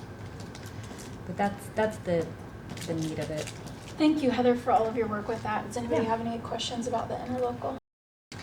Please feel free to schedule a meeting with Matt and Heather if you want to know more about it, or have questions or anything like that. So, okay, moving on to unfinished business. We don't have any that I see. New business. We will talk about the surplus vehicle discussion. Matt, do you have this joy? Yep. So you have in your board book on the screen right now. This is our entire vehicle fleet. Essentially, these are all the vehicles that we own. The first 19 on the left-hand side are all buses, so down to number 45, including number 45. Number 41 starts our actual vehicle fleet. So we've signed this agreement with Enterprise. So everything you see in green is being replaced by Enterprise this year. So those are vehicles that we already agreed to purchase this year. The ones that are in orange are the vehicles that are on the list to be replaced next year with next year's fleet management there. So the thing I really wanted to talk about tonight, though, were these. There's basically 3 vehicles marked in yellow. So vehicle number 22, which is a van out at CHS that is, when we took it to the shop, said needs about $2,800 worth of work, and that they wouldn't recommend we drive it on the highway ever.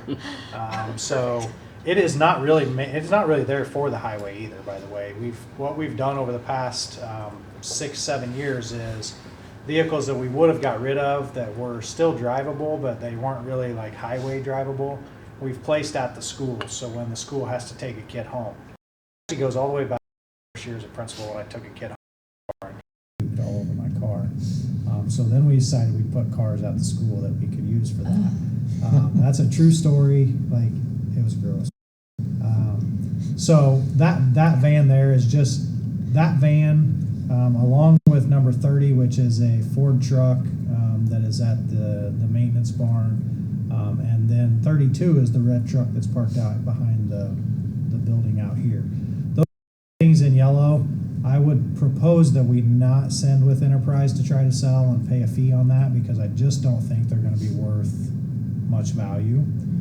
And so my proposal to you would be to just advertise them locally, take sealed bids. Sealed bid is that we give them the title and Be rid of that vehicle. So if you're in agreement with that, that's really what this business item is. Then number 19 that's being replaced by Enterprise, I'm going to take that Traverse, it's in pretty good shape, and put it at the high school. the high school has way more activity trips than anybody, so their admin are taking vehicles all the time. So instead of putting that on the bus barn to continue to get their vehicle ready, we'll just put a vehicle out there that is capable of driving to Salina whenever they want to, and they can manage that out there. So We also will not sell, so we won't sell that when it comes, when our new enterprise car comes, we won't give them that car to sell either. We'll just keep it and put it out of the high school. So, And that was number 19, you said? yeah, that 19 Traverse, it's kind of in pink on there. And they still track rotations and everything on Yeah, that. so even these cars that we keep, so you can see all of them. There's one at RMS, it's really CMS now, but number 26. There's one at CES, number 21. Those are just really old vans that we keep there. They still keep track of mileage. They turn in mileage every single month. And so then when it gets to the point where it needs oil and all that, they take it there and Ronnie does all of the maintenance on them. So they're all very well maintained. Some of them just should not be on the highway, which again, we don't take them on the highway typically. We take them to take a kid home that's sick or to, things like that. Hey, speaking of that, while I'm thinking of it, the Enterprise, did we do the service contract with them, or were we still? Okay, we're still servicing them. Okay. Yeah. We have a very capable mechanic right now to do all of that service work, and I didn't think that it made sense from a cost perspective right now. If Ronnie and we can't find a mechanic, then we'll certainly have to reevaluate that. But yeah, I think we're in good shape right now. We're pretty fortunate with the people we have. And the yellow ones are the ones you're gonna sell. Yeah, basically just advertise closed bids. We'll put a cutoff on it and then get rid of them. We'll probably keep the high school until we know that the Traverse is getting replaced.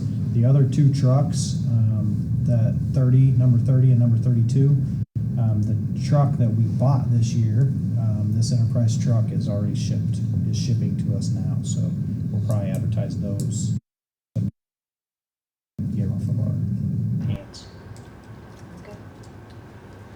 So just need to take action to declare vehicle 30, 32, and 22 as surplus and dispose of as again, we won't dispose of 22 until we get the replacement, but that'll just allow us to move forward. 20 and 32? 22, 30, and 32.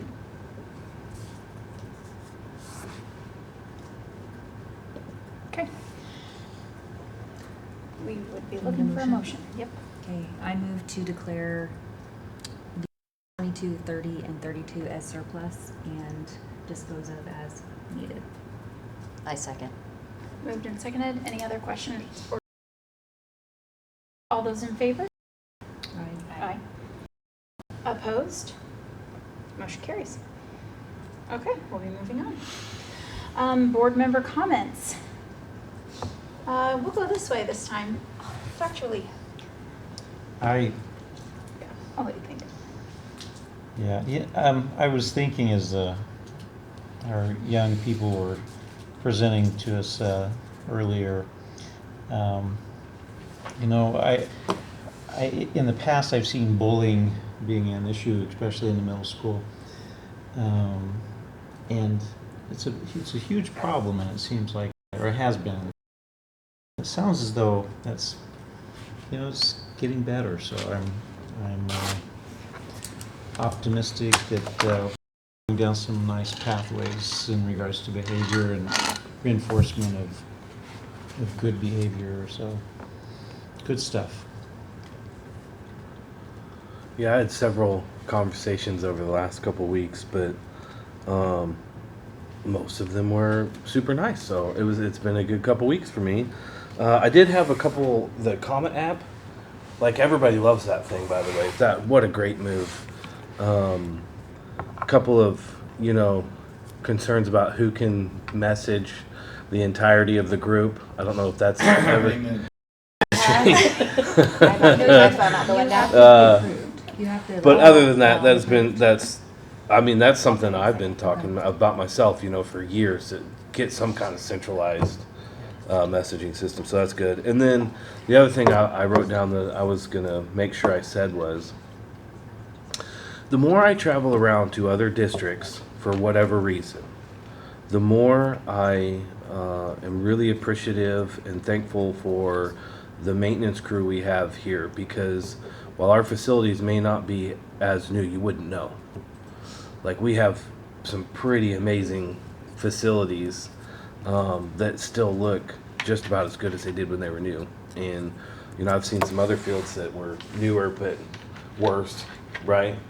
Or older and just hadn't been taken care of. And it just kind of makes you appreciate what we have here and the people we have taking care of it. So Appreciate that. I have two. One is how I hope we as a board can find a way to balance our need for confidentiality on the matters that we talk about and giving public transparency on the things that they justifiably want to know about. It's not an easy matter, but I can see the need. And the other one is driven by the fact I have a middle schooler for the first time. And I think it's terrible, 1 teacher to 7, but I worry that they have enough built-in breaks.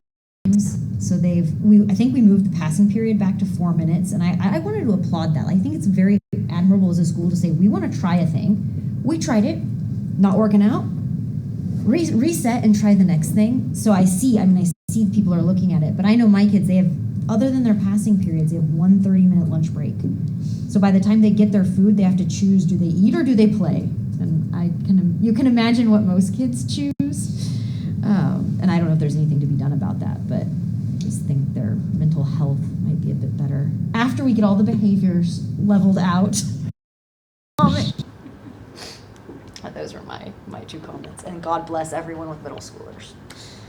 Amen. And the teachers. And staff, well, the teachers have 20 to 30 of them.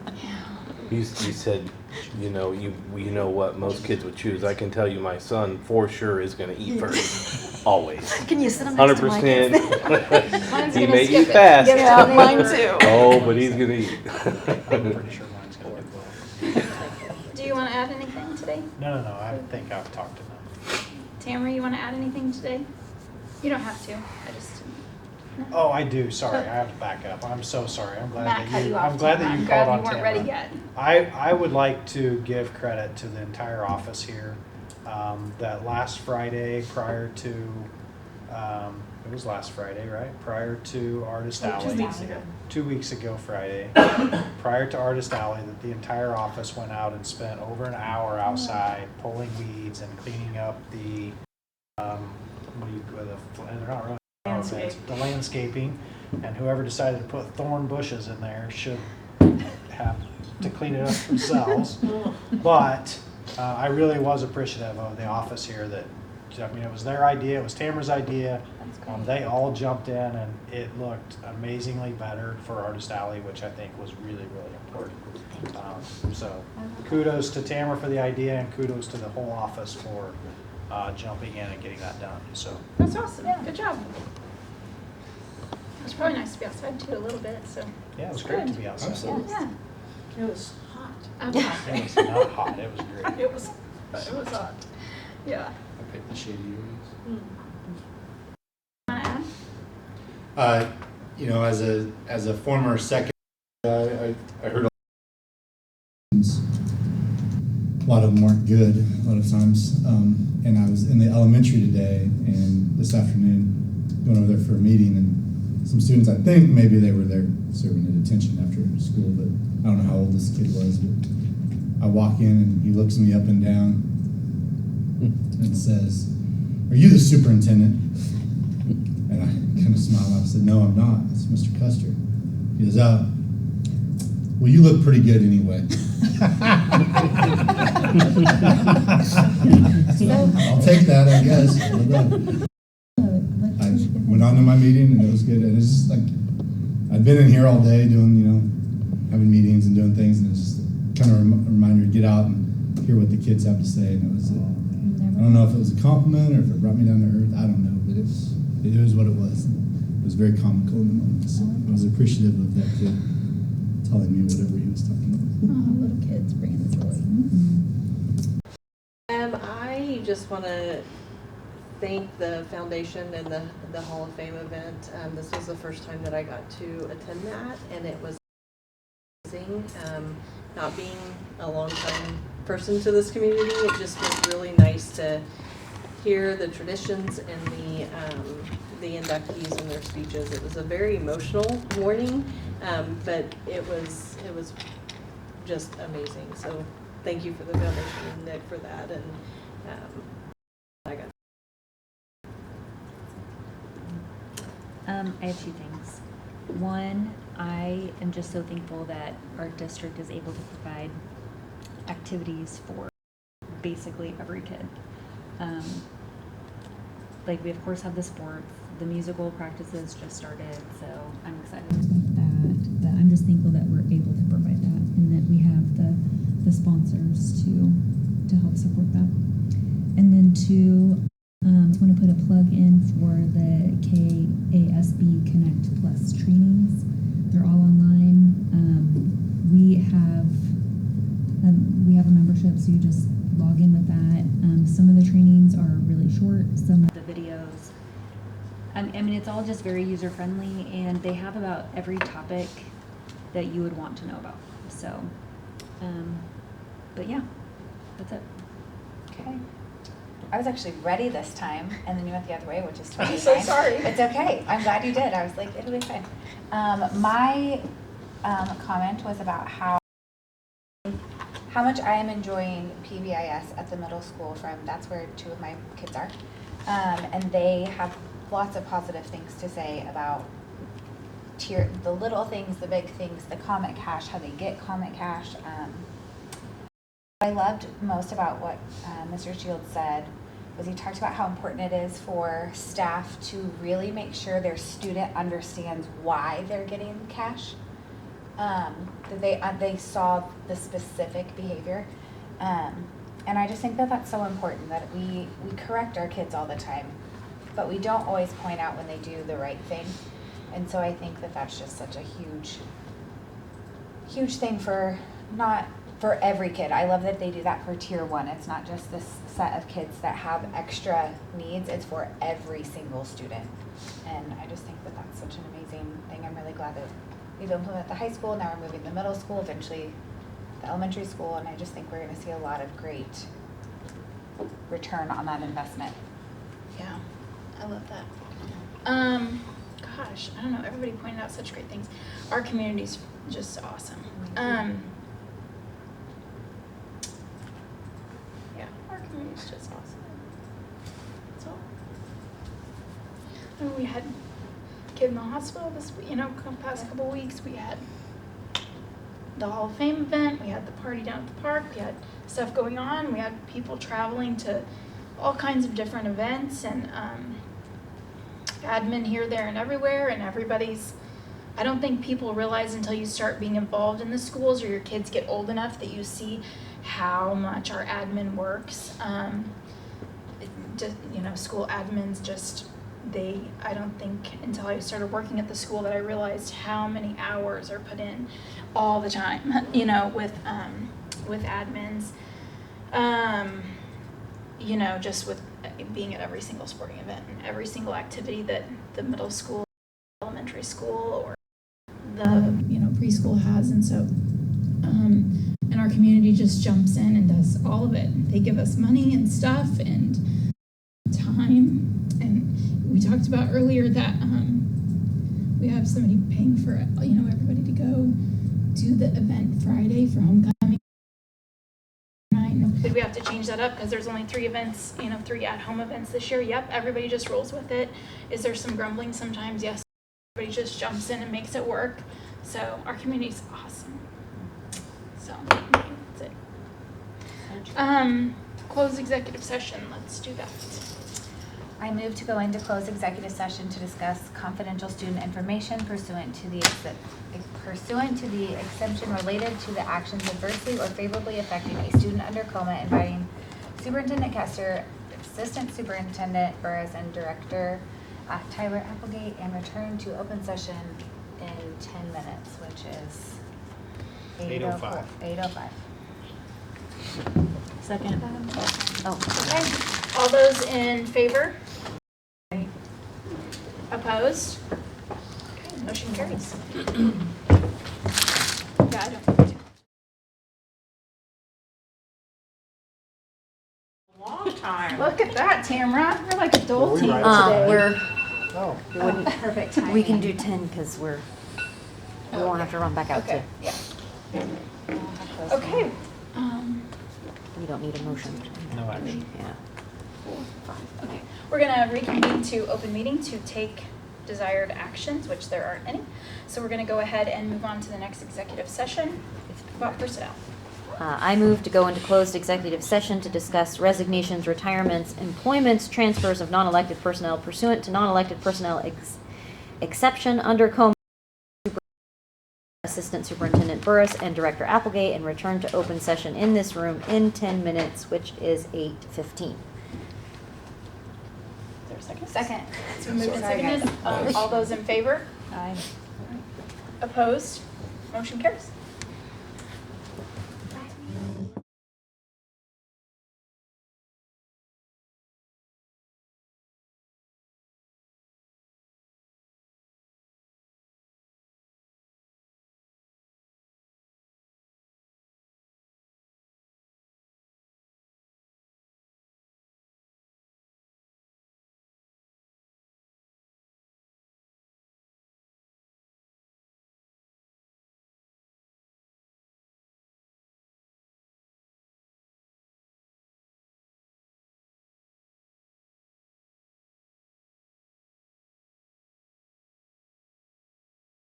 I know, it is so cold. Are you cold, Tamara? Nope. Okay. Okay. What do I, yeah, go ahead. I move Extend. to extend executive session for 10 minutes. And come back at In a second. 8:26. I'll second that. 8:26? 8:26. Yep. All those in favor? Aye. Opposed? Motion carries.